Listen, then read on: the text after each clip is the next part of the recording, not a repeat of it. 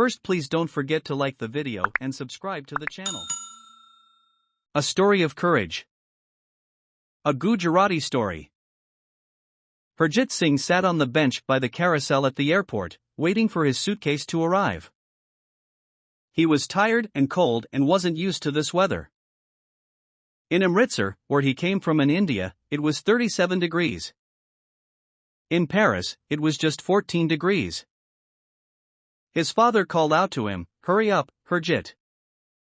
The driver can't wait for much longer just for you."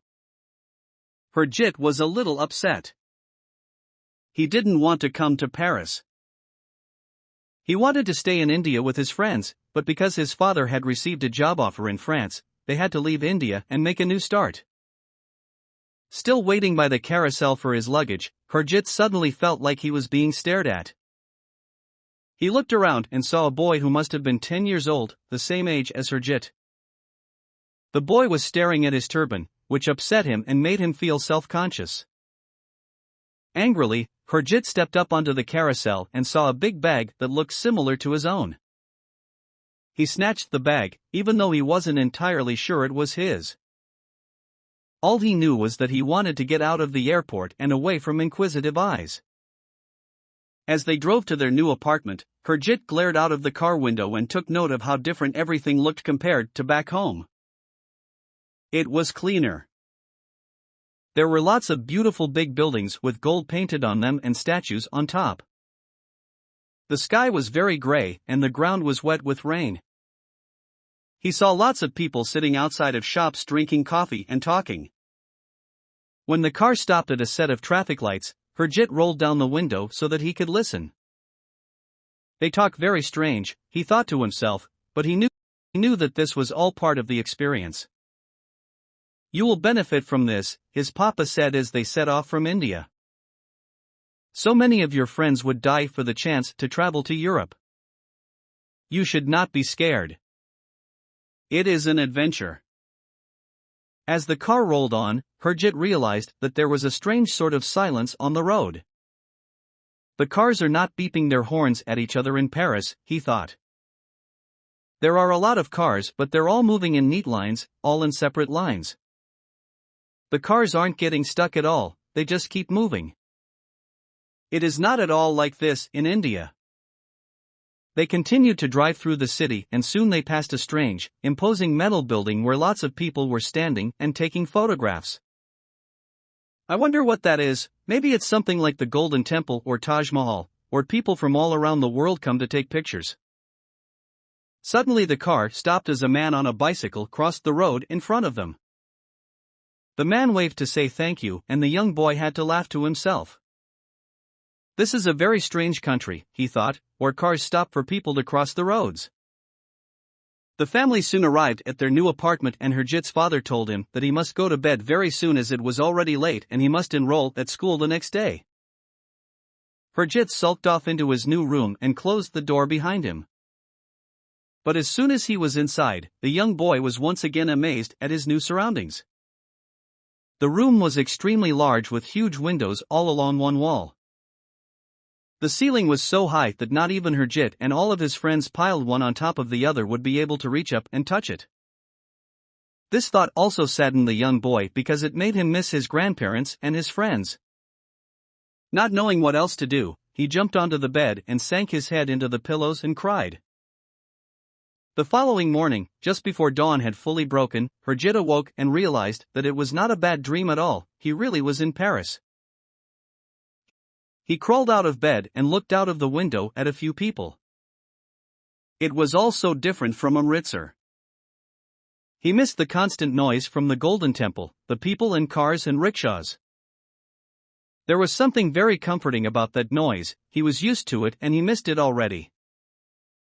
He decided to take a look at the photos of his friends and family which he had brought with him. He sat on the floor and crossed his legs and pulled his bag towards him. But just as he began to unzip the bag, he noticed that it had a small keyring attached to the zipper in the shape of a tall building that he saw the previous evening on his drive from the airport. And when he opened the bag there was a flash of gold, just like from a pirate's chest, and inside he saw something shiny and familiar. The bag contained an icon of the Golden Temple and one more of the Taj Mahal. There were other objects from India, too, which made him feel even more homesick. He lifted the icons from the case and kissed each in turn before returning them safely to their home. He was thrilled to see such familiar objects from his beloved India, but he was so scared. This is not my bag. How am I going to tell Papa that I took the wrong bag from the airport? Suddenly a voice called out from the hallway. It was Harjit's papa. Harjit, wake up, my son, it's time to get ready for school. I hope you are excited about making new friends, learning a new language and trying new food. There is so much for you to experience. Harjit's father appeared in the doorway with a big smile on his face.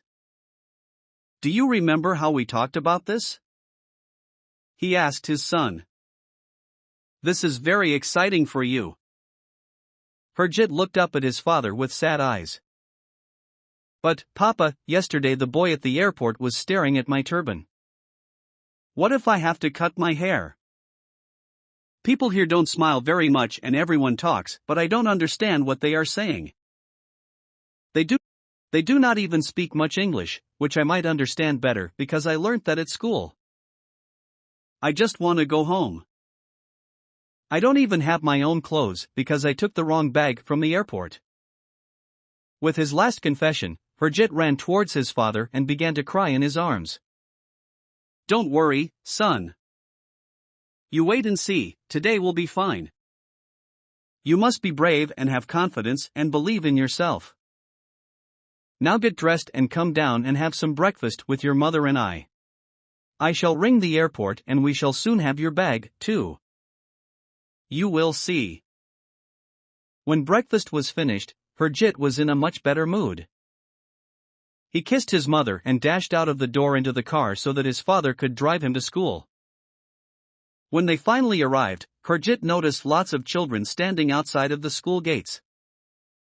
They were all dressed in smart uniform, all spoke French, and not one of them was wearing a turban.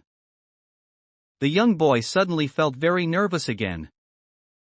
When his father noticed this change of mood, he held out his hand to his only son and said, Come on, let's go inside and take a look around. We have nothing to lose in just looking. And he smiled as he said this, like it was all a big adventure. This made young Harjit feel much better. As they walked down a long corridor, Harjit noticed lots of pictures of the big metal building pinned to the walls all around.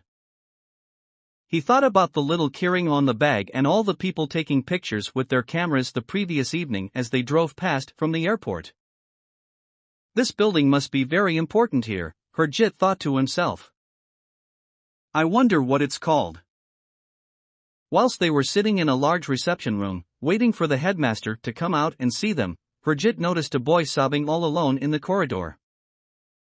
That is the same boy that I saw at the airport yesterday, thought Harjit, barely able to contain his surprise. That is the boy who was staring at my turban. Harjit pulled on his father's sleeve. Papa, look. That is the boy, the one who was staring at me yesterday. Then why don't you go and say hello? His father suggested. Some people are just curious. They don't mean any harm. Harjit decided to be brave and so he walked up to the boy and smiled. The boy stared at Harjit and looked a little bit embarrassed that he'd been caught crying. Hello, my name is Harjit. I arrived from India yesterday. Do you speak any English? The boy hesitated for a moment and then he said, I do speak a little English. I am Pierre. Why are you sad, Pierre? Harjit asked. It was then that Pierre went on to explain how he had just arrived from India after his family holidays. I am supposed to give a presentation to my class tomorrow so that I can tell everybody about what I saw in India and show them all of the things I collected along the way. But I lost my bag at the airport and now I don't know what to do. I don't believe it, exclaimed Harjit. I think I have your bag at home. I took it from the carousel by mistake. You are the boy from the carousel? That's me, said Herjit, pointing both his thumbs at his chest. Using their broken English as best they could, they both managed to have quite a conversation. After a while they both cheered up considerably.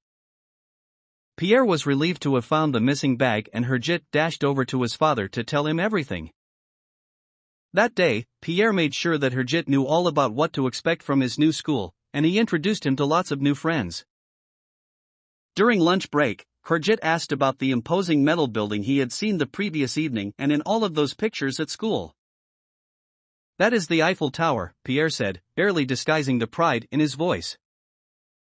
It was originally built for the World Exhibition to celebrate the French Revolution, but these days it is an amazing tourist attraction, and my mama says that it is one of the most romantic settings in all over the world.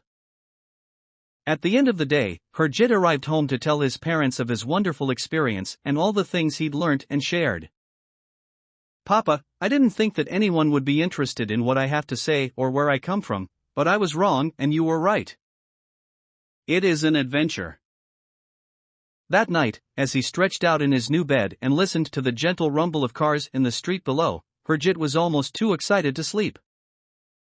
Pierre had asked him to stand up in the class the next day and help explain all about India.